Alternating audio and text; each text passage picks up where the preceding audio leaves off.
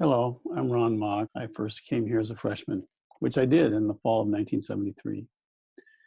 I attended here from 1973 to 1977, graduating with a bachelor's in history and another major in political science and international studies. My longest friend, Phil Smith, is a faculty member here. We were roommates for 2 years in college in the apartments at Wiesner and have been friends ever since, and have the great fortune of being colleagues at George Fox for 30 years or more.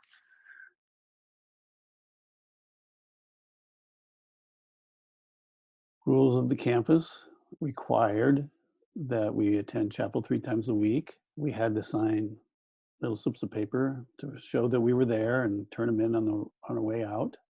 We had, of course, no dancing.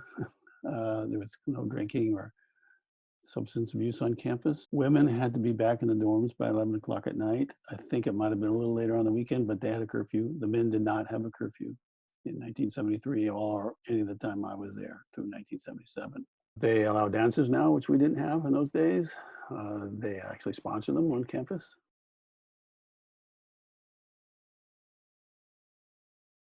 When I came to George Fox, had grown up in a church and had been considered myself a believer my whole life. But what I decided to do, I think during my second year, as I recall, during my second year at George Fox, was because I couldn't answer that question. I couldn't even answer the question about why they're, questions based on the origins of the universe. Maybe it had been eternal. I decided to try a different approach to testing my faith, and that is to say if something is true, then it ought to work. It ought to be beneficial.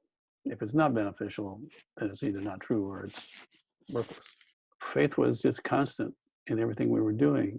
We had the chapel requirement I mentioned 3 times a week, which was usually a little bit of singing, and then somebody spoke to us about something. Sometimes chapels that were, I suppose, interactive, and the audience response was requested, or there would be some kind of performance.